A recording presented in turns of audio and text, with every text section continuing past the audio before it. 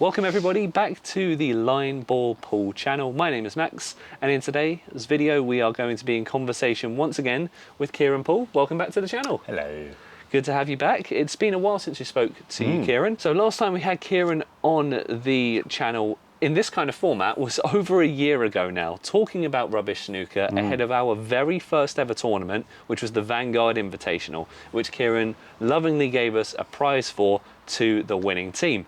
We're back today to kind of see how progress has gone with rubbish snooker, see how it's evolved, see how Kieran's doing. He's also going to be on the channel very soon. Next Tuesday's video is an interesting one because we are starting our next tournament. It's the Line Ball League, and actually Kieran's playing in it.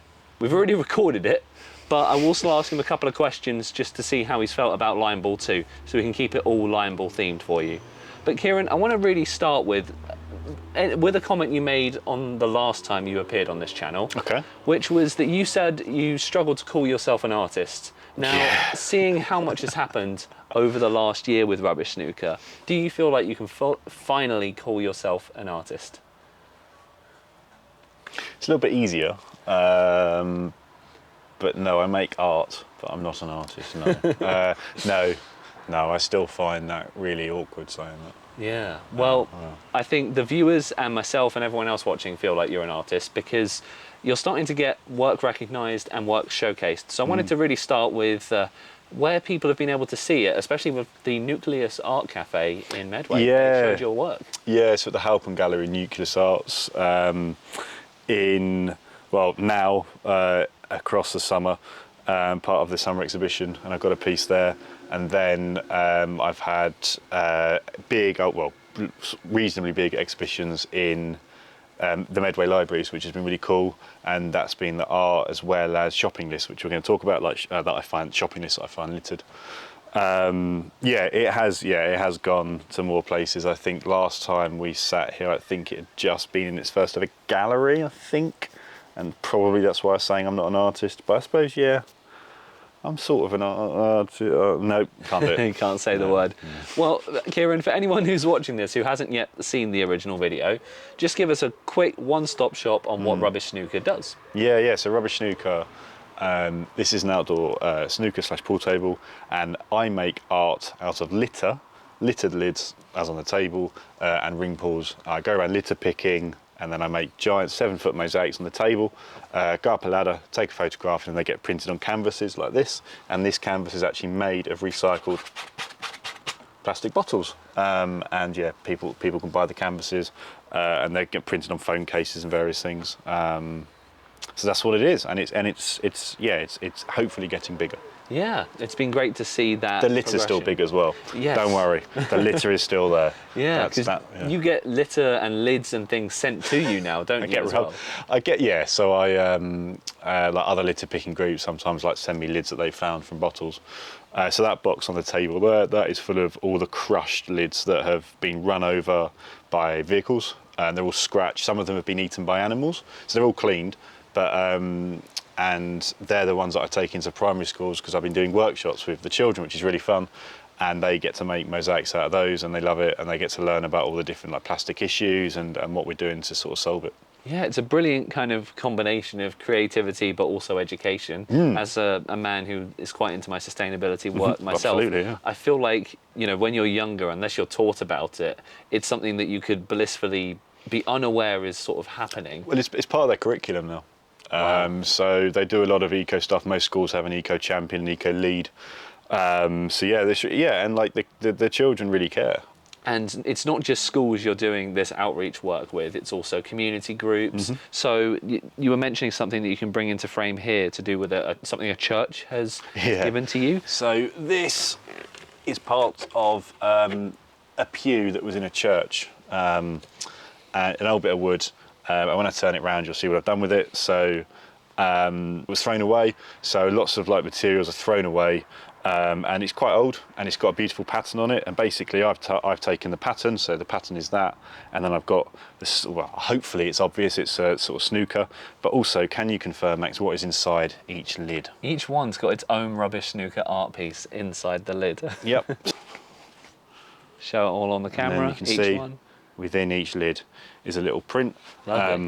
So that's just one piece, and I saw this piece of wood and I was like, I really want that when it was on a sort of dump to be thrown, and reclaiming it and turning it into something else. Yeah, it's a great piece of reuse, because otherwise that piece of material just gets discarded, and to one man's rubbish is another man's treasure.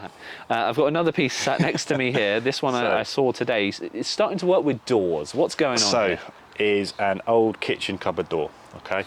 And my best friend is doing his house, and he just bought the house, doing it all, and this cupboard door doesn't need it. So it's the old kitchen cupboard door, and I thought I could make something out of that. So this piece is called Death at Sea, okay? So at the beginning, this side you see that you think it's a shark and there's blood. You turn it round and it represents humans' rubbish. So it's not a shark, it's not blood, it's actually all the litter that we're pouring into the sea. So that's the idea behind it, and again, this is something that I'd love to exhibit, and I'm going to start doing more of that. And as you can see, there's a pile of old chipboard and MDF wood that was from cupboards, and I'm going to be turning those into things where I'm going to cover them in green cloth, and I'm going to put mosaics on them out of lids, and they're going to be like little snooker tables. So I've started looking at how you can reclaim stuff. So this would have just sat on a dump. The glass would have smashed as soon as it was thrown, and it would never, well, I don't know what it would have become, but it would have just been rubbish and never been used again. And what I quite like is I'm keeping these bits on. And the door handle and the hinges, they're all going to stay on, because I think it adds to the charm of it. It paints a really vivid story, the way you describe the shark. And I feel like when someone looks at an art piece like this, because it's got a bit of ambiguity to it, you can kind of also make of it what you feel it is. If you want to keep it on the shark side, it's always going to be a shark to you. And if you wanted to tell that sustainability story, you can flip it round and you've got more message to it. And yeah, as you said, you've got more bits on the go. So there's a table at the moment, but yes, there's a little sideboard. But yeah, so it's gonna be turned into things, and yeah, that's what I kind of would love to be doing more of. Absolutely. And speaking of things that you've started to do more of as well, on top of the schools and the outreach work and everything, there is the live shows. Yeah. So tell me about that angle, because that's an incredible journey for you. Yeah. So obviously, my background's in stand-up comedy and loads of presenting things, and I wanted to kind of merge the two. So the rubbish snooker and then the performance side of it. And in April, I did a live show that was supported by Ideas Test, which is a local arts foundation. And we did a show around here at a social club, and yeah, it was really cool. And basically had a big screen. I was doing a presentation about the different pieces of art and telling fun stories about them. And then the shopping lists were really cool. So I we'll talk about them later, but the shopping lists and people like that. And I covered a 12-foot snooker table, so full-size table, so basically two of these. Yeah. And I made a world map with two helpers. Two of my friends helped me, and yeah, we managed to create I think it took 5 hours, a full-size table world map. And the whole point of that was then you'd have to pot a ball. We did a game where the audience members would have to get a white ball, pot a red ball. And you had to change, start on different continents, and it was really hard, as you can imagine, because the ball, especially if it hit a sports cap bottle, it was like a little mountain range, so the ball would just go flying off. I couldn't do it. One of the guys in the audience managed it really quickly, but everyone else, the first guy that had a go, it was 2 minutes and 50 seconds, and it was just to put one ball. It was so hard, but it was really fun, and I just that was the madness of that show, and that was so that was in the second half of the show.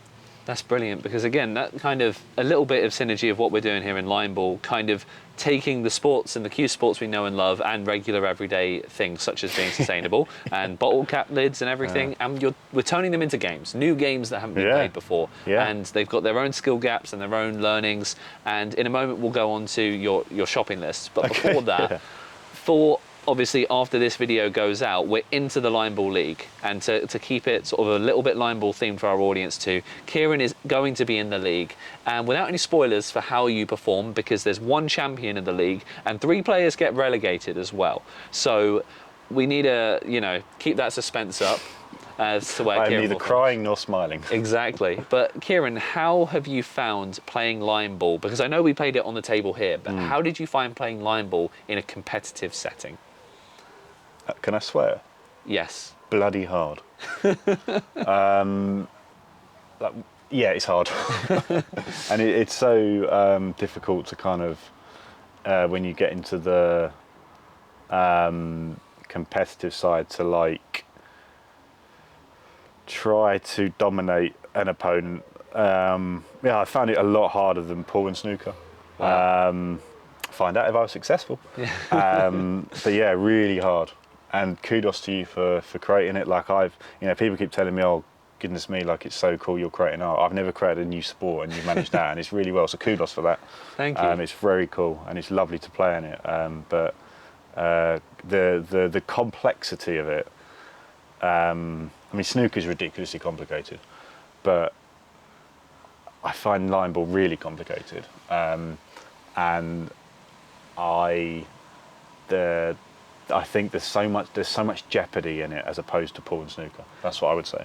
Brilliant, thank you. I think that's a really cool insight we've not had before about the jeopardy, because if you don't know what line ball is, firstly, go on the channel, watch loads of videos. We've got rules and everywhere, loads of previous tournaments. We've just come off the back of one. Completely new sport. Yeah, it's basically kind of like pool, a little bit like curling and bowls, or bar billiards was what one of my other friends called it a little bit. There's tons of things you can compare it to.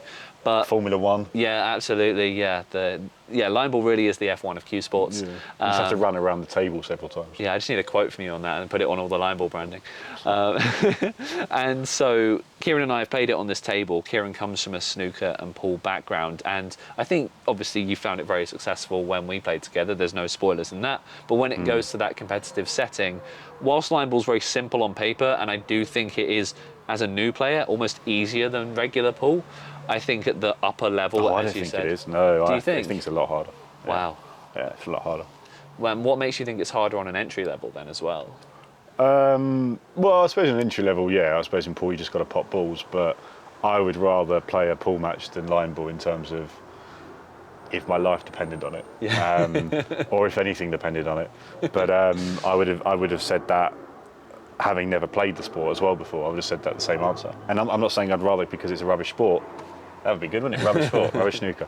I think it's because it's so bloody hard, and so there's too much jeopardy there, and that's why like anyone can beat anyone. Again, it's I think like a beautiful sport is good because anyone can beat anyone. Yeah. So it doesn't really matter how good you are, really. At pool and snooker before playing line ball, I'm pretty sure anyone could beat anyone. Whereas in snooker and pool, like if you're good at it, it's going to be a struggle. But to like if you play a pool player having never played pool before, you're not really going to win. Yeah. But the only jeopardy in pool is you can pot the black ball. Yeah. Yeah. That's the only jeopardy. The whole way. If you lose the frame, you pot the black ball. But in line ball, there's so much jeopardy going on the whole time that there are more ways to lose. Let's say there's more ways to lose than to win. That's how I always felt. So like I'm really attacking, and I want to attack. And that kind of works sometimes and sometimes doesn't in line ball because there are more ways to lose than to win. Yeah, no, that's a really interesting. Thanks for that. No, thank you. Thank you for designing a sport like that. I think that's something I hadn't also really considered, is that, because from the winner's perspective, there's a lot of ways your opponent can throw it away. But I like that you sort of feel that anyone can beat anyone, but there's still a skill gap to it, because if there's not, then it would effectively be random. But that is part of why we're doing a league as our next format, because that will really be the test to consistent skill, because the league is going to be played effectively like the Premier League football, where you get 3 points for a win, 1 for a draw, and if you lose, you don't get any. So we play one game in America each year in the US. If you follow the Premier League, you know that could be coming down the road. And Kieran and I are both huge football fans. If you fund that, I'll be doing it. Yeah, I know, right? We're both excited for the football in a minute, because as we're recording this, it's just getting into the Premier League season. Yeah, Kieran, I'm a Southampton fan, so by the time this airs, you might be relegated. Well, well, it depends when it goes out, but you know. But I'm an Ipswich fan, so we could also be. Yeah. So it's exciting for both of us. Yeah. Back we'll in have the a cry Premier League. together. Yeah, absolutely. But taking it back to yourself and rubbish snooker, the shopping lists. So tell me about, what does shopping lists have to do with rubbish and snooker? So not a lot really. So I collect as well as I collect. But again, right, I'm gonna say this. People think I collect lids. Right, I'm a lids collector. I don't like. I pick the lids up and I use them for art. They're a currency for me, as in for the art. I don't actually collect lids in terms of like Pokemon cards. So like I don't actually have much interest in lids. People think I'm like obsessed with lids. They're just a tool for me. Whereas the shopping list, actually, I find fascinating. So the shopping list, if I see one in a trolley or a basket that's been littered, yeah, because it is litter, littered, left there, or on the shop floor, I pick it up. And I've got about over 500 now. Wow. Easily over 500. I've got a gallery online at rubbishsnooker.com. It's called Milk, Eggs and Bread. And the idea behind that is that there's 450 shopping lists, a photograph, and then I've made up a story for each one. Wow. Yeah, so like Max went to get this and came back with this, blah, blah, blah. And I've had to use a different name for every single one, which is really hard. 450 names. I don't know if you've ever named a baby, but it's really hard. 450 babies. Yeah. So like I've had to come up with a different story, but yeah, you can go on there and there's like a comedy story for each shopping list, every single one, single one. So, and the reason I like them is because they're almost like poetry and they tell stories. I like it when the kids write them and then the parents go over them. The spelling I absolutely adore. And then sometimes like you'll see maybe like the husband has written it. Yeah. And then like maybe the partner's come along and gone like, nope. Nope. And you see the crossing out. Yeah, and you had 2 of them last week. You're not having that again. Yeah. You know, and that sort of thing. And I just find it really funny and really insightful. And it's like the handwriting as well. Quite like. So what I do is I just create random stories about them. And I think it's very original. And so like I have done it where I once put the lists all on the snooker table to fill it up. What happened apparently, physics, apparently wind beats paper. Sure. So what happened is they blew up all over into the gardens around here. Oh no. So what I had to do was I had to go and knock on my neighbours' doors and say, can I come in? Can I go into your garden to get other people's litter Yeah. that I have just littered in your garden? And it was very funny. So I was just running around here picking all these shopping lists, and I've got a slow-mo video of it of all the. Cause it was really windy and they just went everywhere, and I don't know why I thought paper would be able to sit on the table. Yeah. And like I can only do this art, the lids on there, if it's below 11 mile an hour, so I have to check the wind speed before I do any art because the winds will blow, the lids will blow. The shopping list, like the stories they tell, I just love the spelling errors. They're very endearing. I enjoy making the stories up for them. And like they're currently exhibited in a Medway library, 100 of them with all their stories. Wow. So yeah, if you're local to Kent or Medway, you can go and check out Kieran's work. I mean, go to the website, rubbishsnooker.com, and you'll be able to stay up to date with everything he's doing. You're on Instagram, you're on LinkedIn. I don't know where you're not on, to be honest, at the moment. And can you close off for us, Kieran, telling us a little bit about the piece we're looking at here?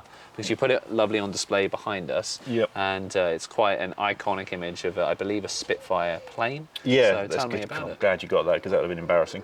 So a Spitfire plate is called Spitfire Sunset. It's a Spitfire going off into the sunset. You'll actually see the RAF logos have actually been made there. Wow. Now, and you've got the propellers as well. So you've got like Rolls-Royce propellers with ring pulls. Now, the really frustrating piece, right, the thing about this is I did it 4 times. So I did it on the Thursday, took a photo of it, wasn't happy with it. Sure.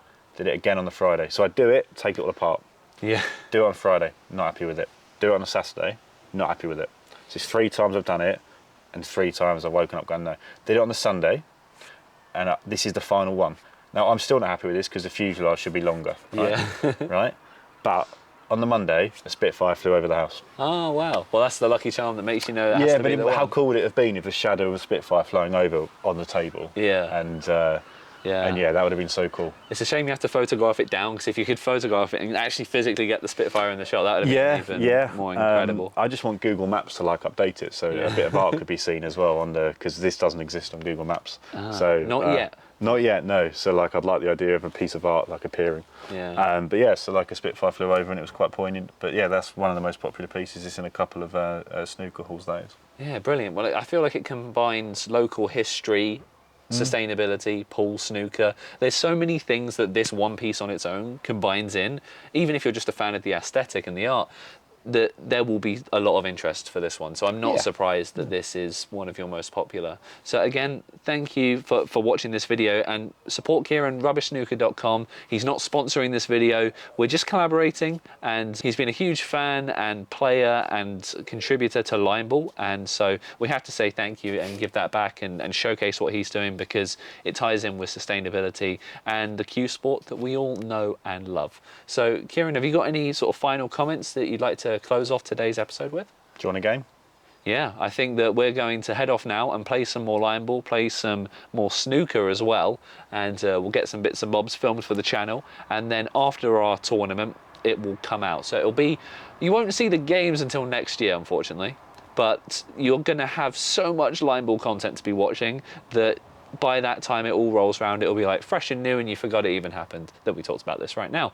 So subscribe to the channel. There's new main channel videos every single Tuesday and at least 2 YouTube shorts every single week. So don't miss a new video. We've got so much stuff coming up, loads of new tournaments. Kieran's going to be on your screens pretty much every week now for the next little while. So get used to this face because it's sticking around.